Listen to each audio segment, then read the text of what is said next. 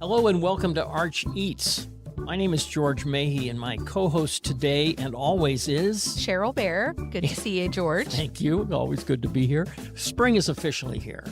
Yes, so, since that has occurred. Allegedly. Yeah. For now. Well, it's when we all start thinking about lighter, healthier fare. So, we thought it would be good today to discuss our favorite vegan restaurants in town. Which is funny because neither one of us is vegan. Well, that's true. But it's not going to stop us from opining about. But we are vegan curious. And we've been to many vegan restaurants. Yes, we have. So that qualifies us. So it's going to be all about vegan restaurants and a little bit about veganism. And we're going to end, as we always do, with a micro rant. And this one is going to be about the term plant-based and how it's being used and exploited. This episode of Arch Eats, brought to you by Butler's Pantry. But first, as we always do, we're going to start with what we can't stop thinking about. You've got one. I've got one. We love these. Go ahead. We do. Well, and mine is, it's more of a place rather than a particular dish. I finally got a chance to try the reinvented Benevolent King. It's still Ben Paremba's restaurant, but it began as a Moroccan restaurant. And very recently, he transitioned it to a Japanese restaurant. His chef, Elliot Harris, has been with him for a little while now, has an extensive background in Japanese cuisine, and Ben decided he was going to just kind of turn over the reins of the kitchen to Elliot and let him do what he does best, which is this fantastic Japanese cuisine. Yeah, he's a great sushi chef. He's wonderful. He's been around forever. He was at Baiku Sushi Lounge. He was at, oh my goodness, why am I forgetting the name? Miso. He was at Miso on Merrimack, which, was, gosh, that was a long-standing spot. But anyway, everything I had was fantastic. This is outstanding food. But the best thing I had, he did an uni and quail egg shooter. That was, it was the most decadent thing I've possibly ever had in my life. You're having that like really rich, sea-flavored uni that just kind of coats your mouth. And then a quail egg alongside that. You eat it all in one bite.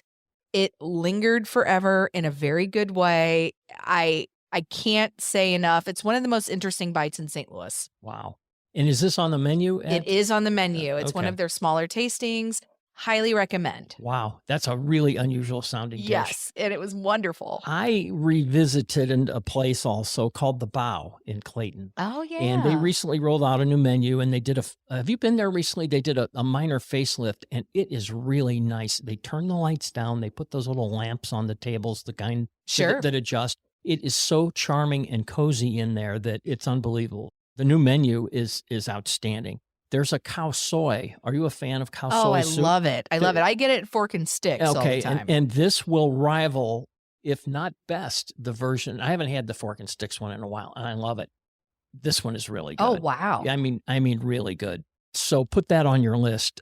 Slider-sized bow. It's interesting. They're like $7 to $10 now. They used to be these monster bow that were $10 and $15 a piece, and he wasn't selling them. He was, but then people could only eat one. So he's decided to do these little baby bow, and that's been the secret to the success at the bow is these smaller versions. So you can have a couple, whereas otherwise you just might order one. There's one more item called Don and Nori, which sounds like some couple, right? Yeah. It's sashimi that served on Japanese rice with some added goodies, and it's served with nori, so you use it to make a hand roll. And it's either spicy tuna or spicy lobster or the combination that they call yin yang. And just go with the yin yang because it's the only way to go. Wow. And so it's don and nori. And the don part, I had to ask about this. Don buri, don for short, is a rice bowl with various toppings. Oh, Now you've learned something that you didn't know. Yeah, I did. I knew who Nori was, but this Don character was Don's he new was to eluding me. He's new to the play. So that was the thing I couldn't stop thinking about this week. But really, we're here to talk about vegan places, vegan restaurants. And I just thought I'd start with introducing Cheryl to something that I really liked. And we've talked about this on a previous podcast, and it's Harvest Shreds, right? And this is a plant-based, sustainable, locally made, shredded, let's say meat alternative. The owner calls it craveable. I really like it. I just had it the other night, and I told you I'd bring you some, and I did. So while you're Okay, so I'm going in. while you're sampling that, I've been very patient. It smells delicious. we talked about it before. You can get it at Parker's Table. I think Cisco carries it now, so you're going to start seeing it at some of your local restaurants. It mocks beef very well, and you're going to see more of it, I think, in St. Louis. Again, veganism is here. It's not going anywhere. It's on the rise. One thing we can talk about a little bit is St. Louis Veg Fest, which is held every fall at the World's Fair Pavilion. Have you ever gone to that thing? I have not, but I've heard it. So much fun, crazy. and it's so eye-opening. They've got 70 vendors and exhibitors there, and you learn all kinds of things, and you'll find all kinds of really good things to eat. It's just a great introduction to veganism. It's their 6th year, St. Louis Veg Fest at the World's Fair Pavilion. Really highly recommended, especially if you're curious about veganism. And the other thing that I didn't know about that I just found out about, the St. Louis Vegan Chef Challenge. Now, this is something that happens all over the country, and I didn't know about it, and it just happened in March. Huh. And what happens is they solicit restaurants. There are 18 restaurants that participated, and each one of them made a vegan dish or two and publicized it, and the public comes in and votes on their favorite. And the thing about it is most of these 18 restaurants are not vegetarian or vegan Okay, restaurants. that's what I was curious if they So- took some of our vegan. So these restaurants are encouraged to keep these items on their menu long after this chef challenge occurs. So that's something that, again, this is happening all over the country. My point is veganism is here. There's all kinds of, if you look it up, there's all kinds of ways to participate in it. But most importantly, how is Harvest Shreds? Really, really good. I wasn't concerned about the taste. I could tell the way it smelled that it was going to taste delicious. Because you're a and professional. of course, obviously. Well, and it just had such this like depth to it that I was really excited about. And he's done this in like a Korean bulgogi style. So soy and decent little spice to it. I think he said a little bit of molasses in there as well. And this was his neutral flavor, which I think he calls naked, which a chef can do anything they want with. There's also a bulgogi pre-made, or pre-seasoned, I should say. He makes a Mexican one, a barbecue one, but the naked one is the one you can do the most too. What I was thinking about this was it's not so much the taste, which is delicious, but it's the texture. You know, I feel like a lot of times with kind of meat alternatives and stuff, they just don't get the texture right. And this actually has like the chew that you would want. It's that's really exactly good. Exactly what I thought, and I'm glad you like it because actually I just had some the other night in a taco salad. It was delicious. Yeah, So- no, that sounds So like that's Harvest Shreds, but way to again, go. we're getting off on a tangent. But I do want to mention what Karen Dugan has been doing. Karen Dugan is STL Veg Girl. For those that don't know, she's been preaching about plant-based living since 2008. And she started this place called the Center for Plant-Based Living in Kirkwood. And she's been, she's touted the wisdom of a plant-based diet for years and years. But what is new that I just learned from her is that lifestyle medicine is now a boarded practice. What does that mean? It means those doctors can be board certified like other specialties. And if you have an opportunity, get a board certified doc because they know more, they've been tested more. In other words, this thing is coming of age. Veganism is coming of age, as is lifestyle medicine. So the point is traditional doctors are treating high blood pressure and diabetes by prescribing pills, right? But the world is figuring out that food is medicine. So these lifestyle medicine doctors are prescribing a plant-based diet, and they're effectively unprescribing pills. It's a huge thing. And I think one thing that's important to know about Karen, because you start hearing about someone who has a center for plant-based living and this is their thing, you worry that maybe they're like sanctimonious or, they're just on a different plane than us mere mortals. But she actually admits she was kind of drug kicking and screaming to this. You're right. She's not preachy. No. I just love that now you can go to a place like Small Batch. There's more and more plant-based items in more and more restaurants. So you can go out and follow doctor's orders, right? And still have a great meal. This is an ongoing thing, an evolving thing. And even me, George the Carnivore, had some experience years ago as a vegan for a moment. Okay, I'm very curious because you I did teased this. I did this for a 30-day period. And I watched this 30 movie. days. Yes and no. I watched a movie called Forks Over Knives. Have you ever heard of this I movie? have, yes. And it's a great movie. It's like change your diet or risk going under the knife. And it's very powerful. I watched this and I said, I'm in. I'm going to do this for 30 days. And just to see what all the hoopla was about. Well, after a week, I had more energy. After a month, all my numbers were down. My blood numbers were good. My blood pressure was down. Everything was like back. Wow. And so I did it for 90 days. Oh, goodness. And I lost some weight. And, it was surprisingly easy. The food was That's surprisingly what I'm curious good. about. But again, doing what I do for a living, what we do for a living, it's impossible to keep that up. So I abandoned it, but I never forgot about it. Well, and I think that's why we felt like it was important to do this episode. And we joked earlier that neither one of us is vegan. I think we're finding that it's no longer just a subculture or that it's a particular lifestyle, that it really is, I think they talk about like vegan curious or, and there's vegetarian.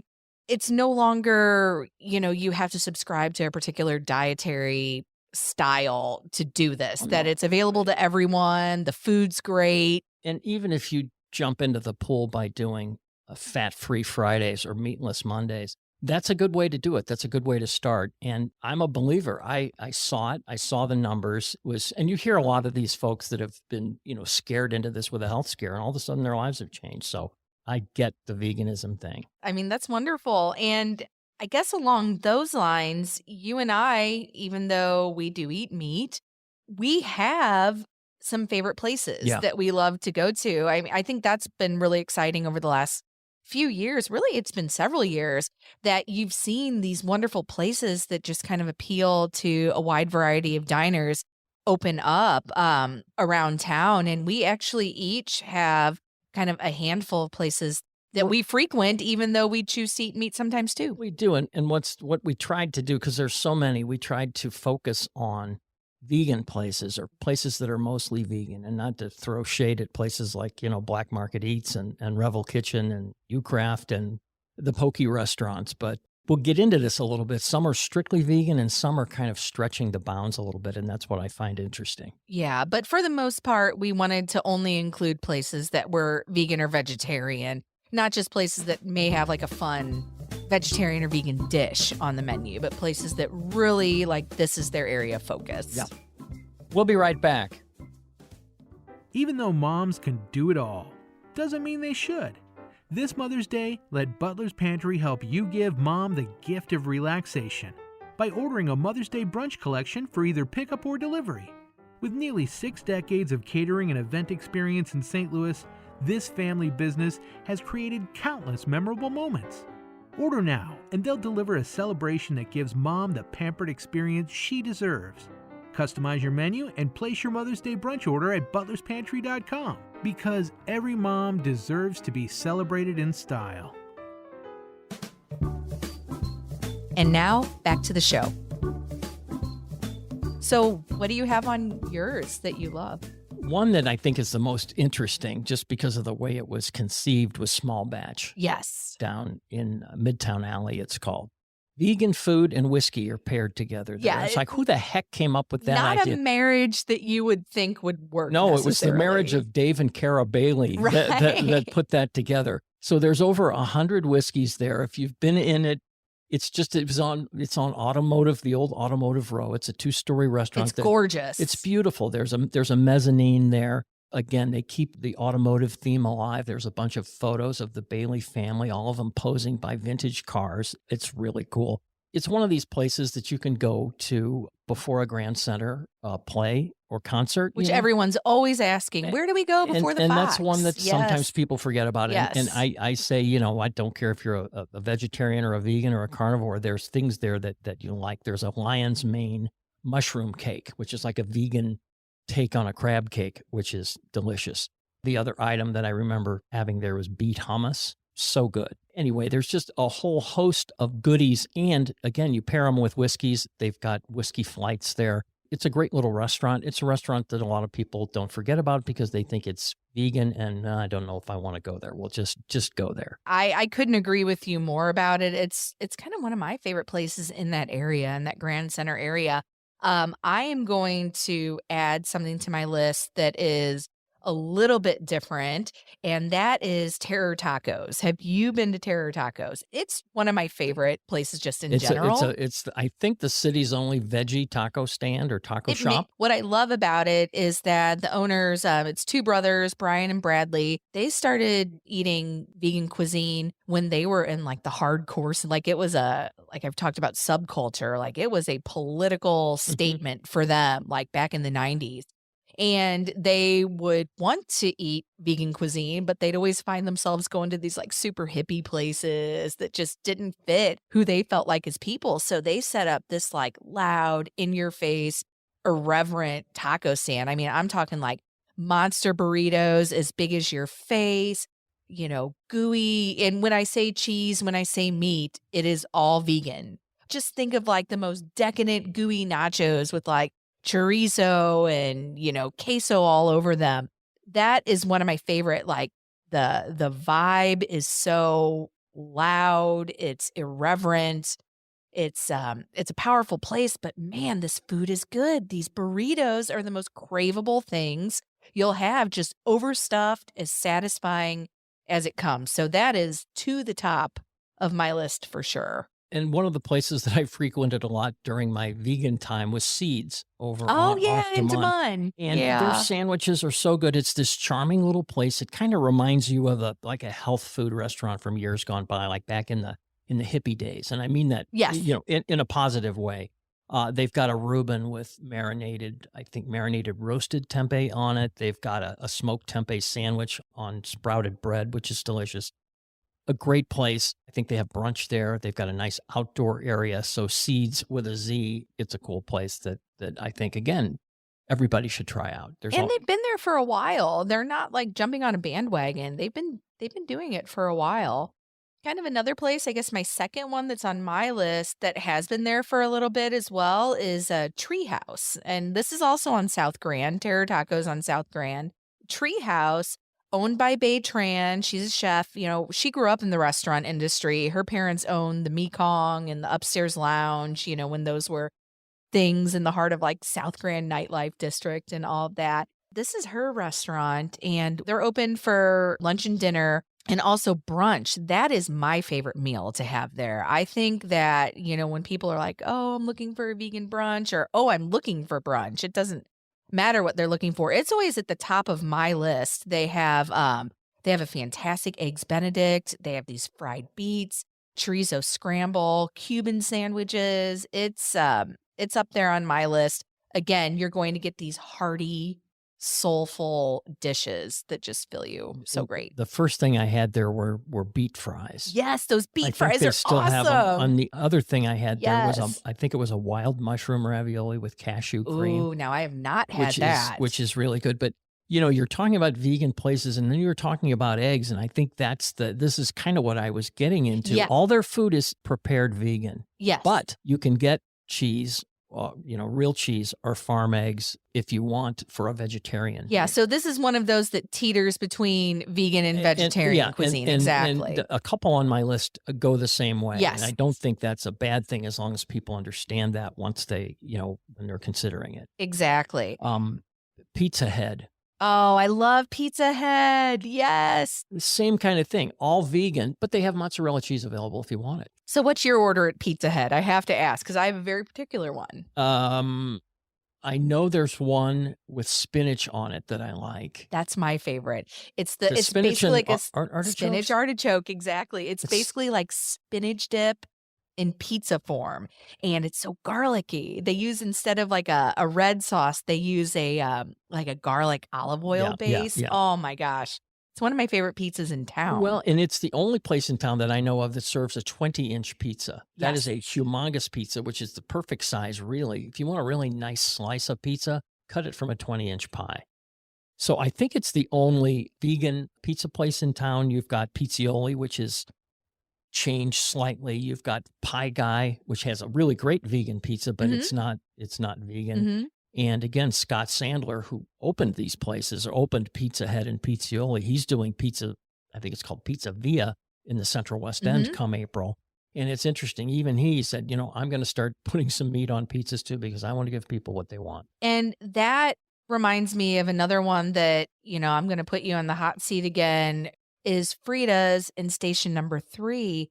That is a place that, I feel like people are bending rules a little bit. They're playing around. They use the words like flexitarian and stuff, which I know can be controversial in some sets. But I mean, tell me, I love those places. I find them fun, especially station number 3 is just so nostalgic. Frida's and station number 3 and Diego's are all owned by Natasha Kwan, Chef Natasha, and she's great.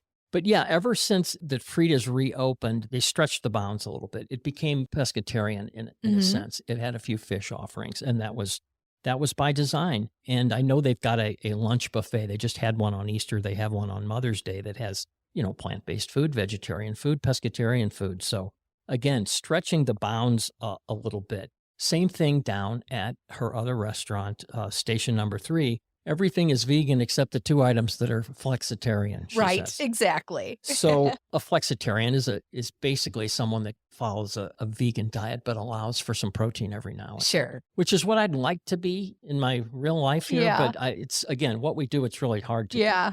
Her attitude there is she's doing this so everybody can sit at the same table. Everybody can come to station 3.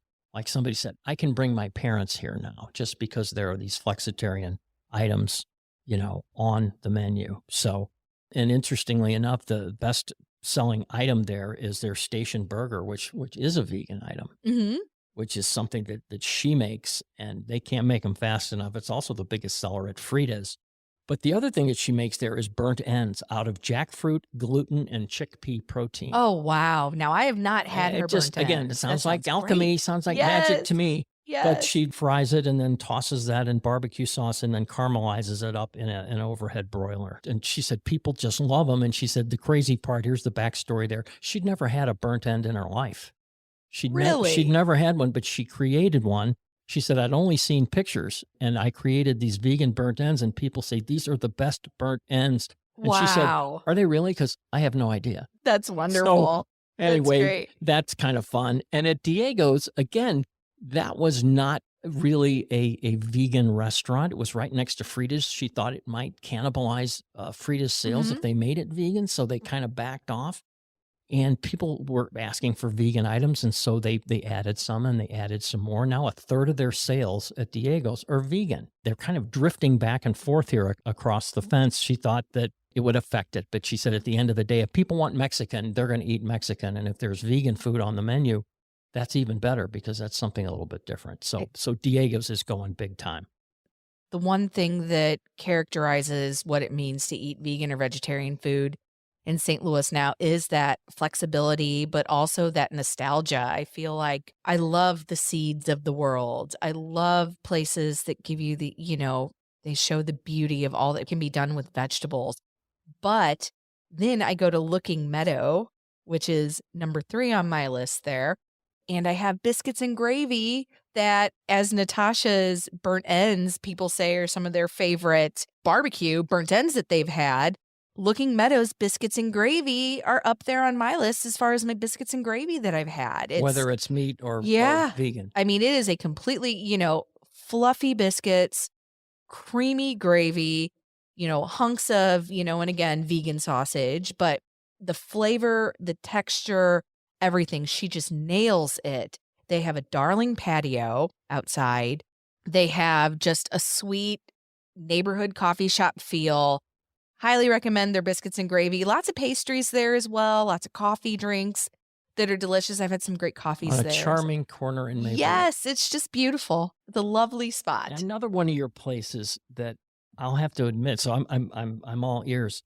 Adina's vegan cuisine. I've never been there. So I didn't even know how to say the name. Yeah, so Adina's vegan cuisine. It's a mother and daughter. They actually, they've been doing this for a long time. Do you remember the Golden Grocer? Yes. Yeah. So they actually got their start out of that. But it's a mother and daughter, and they wanted to do quintessential soul food, and they wanted to do it vegan. So that is this restaurant. Think delicious greens that they get the savory rather than meat. They get that depth with like smoked paprika and, those sorts of flavors. They do a vegan mac and cheese. They do peach cobbler. I haven't had them there, but I've seen every now and then they'll do like catfish nuggets, cornmeal dusted, very classic style there. Just great soul food. And this is in Pagedale. Catfish that isn't catfish. That is not catfish. It's kind of like, some of the, like, there's been a lot of vegan seafood lately. So I don't know what, like you said, alchemy they're doing for it. Magic. Yeah. But you get the flavor, you get that sea flavor in it, and a really good texture. This is in Carter Commons, which is a development. It's in Pagedale, that 24/1 Beyond Housing organization. They set up a food court there, and they have several different restaurants in there. It's on Page, and I forgot the cross street there, but I think it's Ferguson. But I I'm think not it sure. is. You're right. Just a wonderful place. It's just fun, and it's the kind of stick to your ribs, delicious food that is craveable. It's fairly new. Yes. I would say it's been there about a year. So. And one of your places is fairly old, Sweetheart. Oh, yes. You cannot talk about glorious vegan food in St. Louis without talking about Sweetheart, which Sweetheart's maybe one of those restaurants that you didn't have to be vegan to go there. It was more of a neighborhood gathering spot located in Shaw. People in Shaw will tell you it is the bee's knees, and for good reason. Rain Keese, who's the owner of the restaurant, she kind of became known at first for doing vegan cupcakes and vegan baked goods and everything. Like, she had a Fostis before that was like a thing. I remember. And it's yes. like, you won't know this is vegan cupcakes. Yes. And it's true. Yes. And it's really evolved into this delicious neighborhood cafe, totally vegan now. I don't believe it started out that way, but it has evolved over the years. I've had buffalo cauliflower there that's changed my life.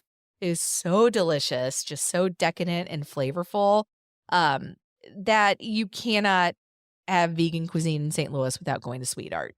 And apparently their mac and cheese is, yes. I haven't had it, but I've heard about it to the point that I know that I should get it there. Yes, definitely. Definitely. The last place on my list is, if I get compliments, recommending a vegan place, I get more about this place than any other place. And it's fairly new. It's called Plant Craft Kitchen. Oh. Right?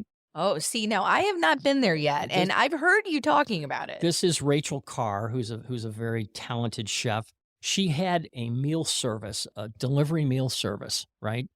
And it was so successful that there's now a brick and mortar. So now she's got takeout and dine-in lunch and early dinner. I think it's 5 days a week, but there's a grab-and-go case that's stocked with goodies, too, that you can either heat up or freeze. The coolest thing about it is her delivery service. You order, I think, by Thursday. Then you can pick up on Sunday or have it delivered. She'll drop it off for $10 if it's within 15 miles. And if you order $75 worth, it's free. Oh, wow. That's easy. And again, you can take this stuff and eat it right then, put it in the refrigerator or put it in the freezer. Plant Craft Kitchen, and it's down in Sunset Hills, and it's just really good. Oh, wow. I'll have to check it out for sure. Well, and one that we haven't yet talked about, which I know is very high up on both of our lists, is Vegan Deli and Butcher, which is a new-ish restaurant opened in late 23. Yep. And again, stop on that name for a second. Vegan Deli and Butcher. Butcher, exactly. Which is just, everybody just said, wait a minute. So right off the bat, you've got people wondering what the heck's going on. Yeah, crazy. And I think that's owner Chris Bertkey, chef and owner. I think, he likes to raise some eyebrows here and there. That's his shtick, and it's awesome. And yeah, and he's a guy that's created all these vegan meats, created them. He doesn't just work with them. He has assembled them. He's a master chef, and I don't know any other vegan chefs that are really crafting all this. They're taking existing products. He's putting all kinds of crazy things together and doing so beautifully and so wonderfully that he's got this incredibly large following. And I told him, I said, you could do pop-ups for the rest of your life and never have to even open a restaurant. He, of course, didn't take my advice. He opened a restaurant anyway, and it's doing really, really well. Yes. And we're going to be talking with Chris Bertkey in the next episode. let's just say he's a colorful guy. Yes, exactly. He's got a lot to say, and he's fascinating. And he really is one of a kind in this town. So that's Chris Burtke, and that'll be on the next episode of Arch Eats. So we'll stay with the vegan theme for today's micro rant. We're talking about plant-based diet, right? Which is self-explanatory, it should be, right? But the problem is that phrase does not have a legal definition. I don't know if you knew that, and that's what's causing the problem. Just like all natural doesn't have a legal definition, so people can use it any way they want. So it's subject to interpretation by companies and individuals alike. It's causing a lot of issues. So, people associate plant-based with healthy things, even though they don't exactly know what that means. But the problem is there's now plant-based liquor, there's plant-based shampoo, there's plant-based cleaning wipes. Some Tide is now advertised as plant-based. So, once plant-based Tide, just don't eat the Tide Pods like people were before, right? It's like, come on. But once you start slapping that term around willy-nilly, it doesn't mean anything. So they've added it to a snack cracker, right? Which, again, think about it. It elevates the appeal of that cracker. People see that and think it's going to be healthier, even though it's always been plant-based. They're just slapping that thing on there. It's like a rebranding. They're just adding that tag. They used to call it greenwashing when it came to like environmentally friendly sounding things. I wonder what they call it, plant washing. It could be. Yeah, it's just a marketing ploy, and I wish they wouldn't do it, and companies are charging a premium for it. It's just rubbing me the wrong way, and I just hope that there'll be a clearer definition of the term that comes out, and that it'll properly reinforce the movement that it's supposed to support. Absolutely. That's it. I'm off my soapbox. Thank you for listening to Arch Eats. Be sure to follow us and share with your friends. And we always provide links in the show notes for everything you heard about today. And don't forget to hit that subscribe button and follow along on Instagram at St. Louis Mag. And feel free to give us a follow personally at George Mahey and Cheryl A. Bear. If you loved what you heard, show us some love by rating and reviewing us on Apple Podcasts. And if you're hungry for even more content, you can subscribe to our dining newsletters for the freshest coverage on the local restaurant and culinary scene. That's it for this week. Best dishes, and see you next time.